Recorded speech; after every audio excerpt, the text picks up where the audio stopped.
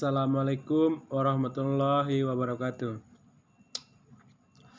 Dengan menyebut nama Allah yang Maha Pengasih lagi Maha Penyayang, puji syukur kami panjatkan kehadirat Allah Subhanahu wa taala yang telah melimpahkan rahmat dan inayahnya sehingga kami dapat merampungkan penyusunan makalah pendidikan agama Islam yang berjudul Islam Persatuan dan Keberagaman tepat pada waktunya. Tidak lupa juga kami ucapkan terima kasih kepada Bapak dosen yang telah memberikan kami kesempatan untuk menyampaikan materi ini dan juga teman-teman sekalian. Sebelumnya izinkan kami memperkenalkan diri terlebih dahulu. Saya Veteran Apriansa sebagai moderator. Nama saya Anjani Rizky Pradianti. Perkenalkan, nama saya Baik Pralika Trisna Kistarini. Perkenalkan, nama saya Aryadi Gunawan. Nama saya Andri Kurniawan. Islam Persatuan dan Keberagaman. Satu konsep keberagaman Islam dalam membangun persatuan umat dalam keberagaman. Dalam berkaitannya dengan agama, Islam merupakan petunjuk bagi manusia menuju jalan yang lurus, benar, dan sesuai dengan tuntunan kitab suci Al-Quran yang telah diajarkan oleh Nabi Muhammad SAW. Kalau dikaitkan dengan konteks perubahan zaman sekarang, bagaimana Islam memandang keberagaman yang ada di negeri ini, bahkan dunia? Sebagaimana yang telah disebutkan berkali-kali oleh Allah Subhanahu wa taala di dalam Al-Qur'an, Islam sangat menjunjung keberagaman karena keberagaman merupakan sunatullah yang harus kita junjung tinggi dan kita hormati keberadaannya. Seperti dalam Quran surat Al-Hujurat ayat 13.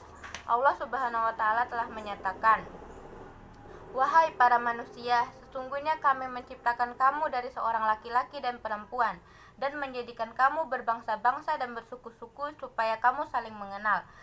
Dari ayat ini menunjukkan bahwa Allah sendirilah yang telah menciptakan keberagaman, karena keberagaman di dunia ini mutlak adanya. Dengan adanya keberagaman ini, bukan berarti menganggap kelompok, madhab, ataupun keberagaman yang lain sejenisnya menganggap kelompoknya yang paling benar.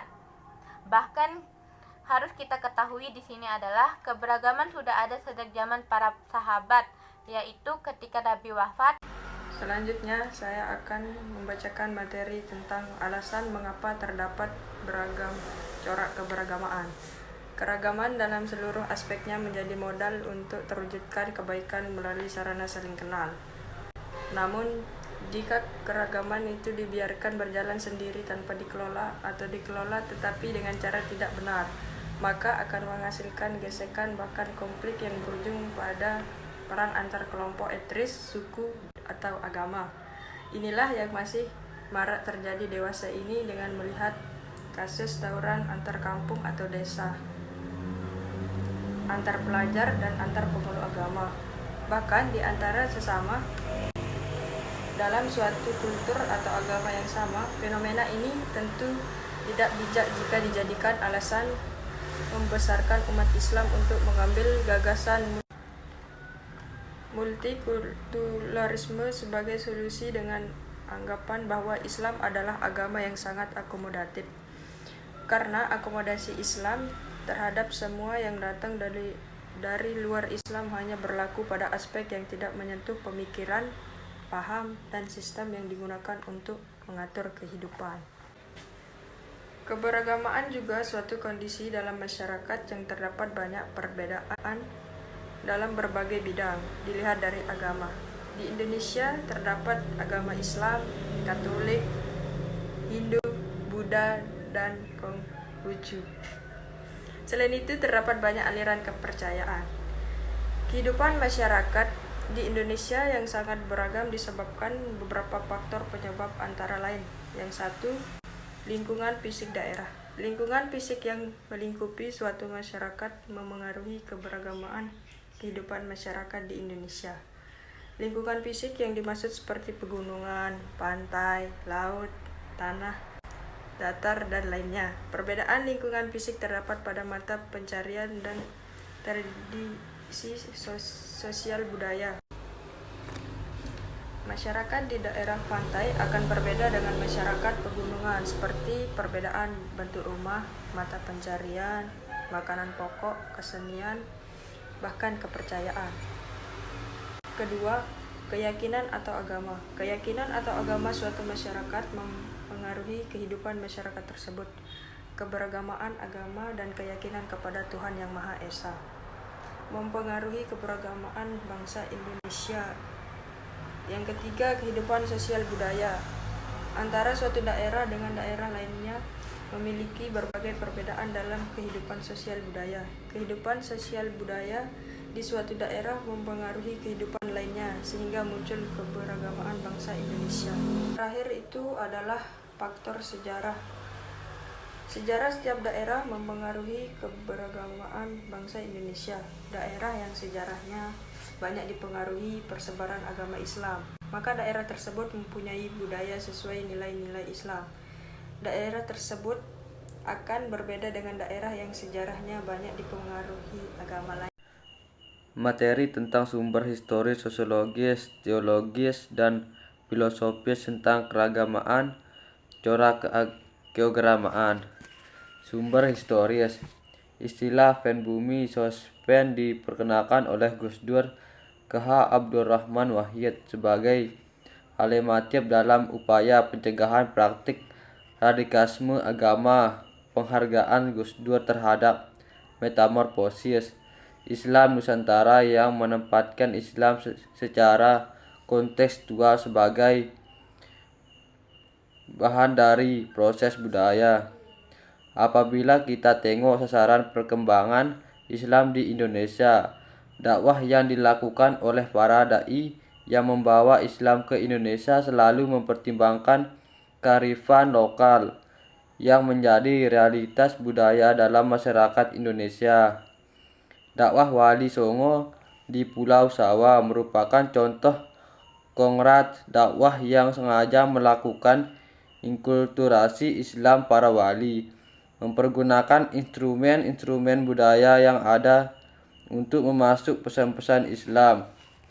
Pengajaran Islam seperti ini menambahkan eksolisme kemanusiaan dalam mampu mereduksi menghindari konstruksi jihad sebagai eskalasi psikologis manual perang. Sumber sosiologis. Indonesia merupakan negara dengan jumlah penduduk muslim terbesar di Indonesia. Fenomena ini tentu tidak bisa dilepaskan dari jasa para dari muslim sepanjang sasaran masuknya Islam Indonesia. Sebelum Islam datang, penduduk Indonesia telah menganut agama baik yang masih primitif seperti animisme maupun yang sudah terbentuk agama formal seperti Hindu atau Buddha. Sumber teologis dan filosofis. Secara teologis, tauhid bukan sekedar pengakuan atau persaksian bahwa tiada Tuhan selain Allah, tapi pemaksaan terhadap tauhid melampaui dari sekedar pengakuan atas eksistensinya. Filosofis.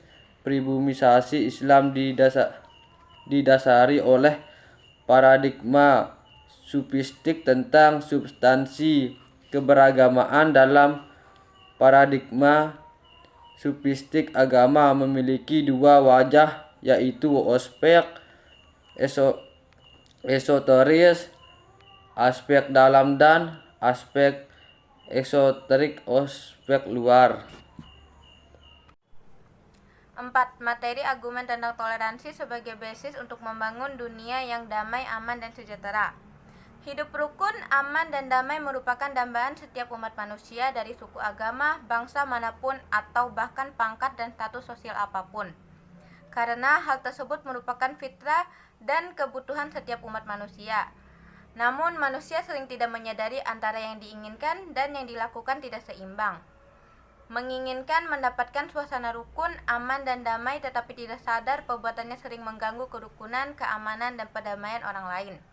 Hal ini dikarenakan oleh faktor ego yang muncul karena hawa nafsu yang ingin berkuasa, merendahkan orang lain, dan menginginkan orang lain selalu mengikutinya. Nabi Muhammad SAW bersabda, tidak akan masuk surga barang siapa yang hatinya ada sikap sombong walaupun sekecil biji sawi. Maka agama Islam diturunkan oleh Allah Subhanahu wa Ta'ala, Tuhan yang Maha Bijaksana, kepada utusan pemilih Nabi Muhammad. Di antaranya misinya adalah memperbaiki dan menyempurnakan akhlak dan kehidupan umat manusia, sebagaimana Nabi bersabda, sesungguhnya aku diutuskan untuk menyempurnakan akhlak umat manusia. Hadis riwayat Bukhari. Terwujudnya akhlak yang baik umat manusia merupakan misi besar ajaran agama Islam, karena dengan terwujudnya akhlak yang baik menjadi prasyarat terwujudnya kerukunan, ketenangan, dan kedamaian. Toleransi atau kesadaran adanya kemajemukan atau keberagaman selain cukup jelas di dalam doktrin Islam juga telah dipraktikkan dalam sejarah kehidupan umat Islam. Sejarah agama ini muncul di tanah Arab lebih kurang pada abad ke-7 Masehi. Dengan kata lain, gambaran ideal potret toleransi atau kesadaran asas kemajemukan telah banyak dicontohkan Nabi Muhammad dan para sahabat, yang kemudian menjadikan model bagi tata laku kehidupan masyarakat dan bernegara di kemudian hari. Saya akan membahas tentang esensi dan urgensi toleransi beragama dalam membangun persatuan dan kesatuan bangsa. Untuk membina toleransi umat beragama, ada 3 pandangan yang harus dijaga dan dipelihara secara baik oleh semua lapisan masyarakat, yaitu 1. Toleransi intern umat beragama.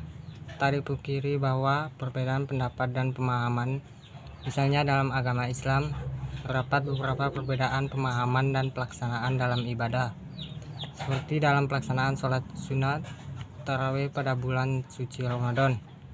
Ada sebagian umat Islam yang melaksanakan sholat tarawih dengan 11 rakaat, dan ada juga sebagian lagi yang melaksanakannya dengan 23 rakaat. Sepanjang tidak bertentangan dengan prinsip ajaran pokok agama Islam yang menyangkut rukun iman dan rukun Islam, maka adanya perbedaan pemahaman dan pelaksanaan ibadah itu dapat dibenarkan. Disinilah perlunya saling memahami dan menghargai pemahaman yang berbeda dalam agama Islam sendiri. Jangan sampai dengan perbedaan ini di kalangan umat Islam terjadi gontok-gontokan dan perpecahan. Kedua, toleransi antar umat beragama. Sekalipun di antara kita berbeda agama dan keyakinan, tetapi tetap saja kita harus saling menghargai dan menghormati perbedaan tersebut. Kita selaku umat Islam misalnya, jangan sampai memaksakan keyakinan agama kita kepada penganut agama lain. Karena kalau hal ini dibiarkan, maka akan rusaklah kerukunan antar umat beragama dan akan menimbulkan tindakan kekerasan antar pemeluk agama-agama yang berbeda. Oleh karena itu, dalam ajaran Islam sangat menekankan toleransi antar umat beragama. Misalnya dalam ajaran Islam tidak boleh adanya tindakan paksaan dan kekerasan dalam beragama.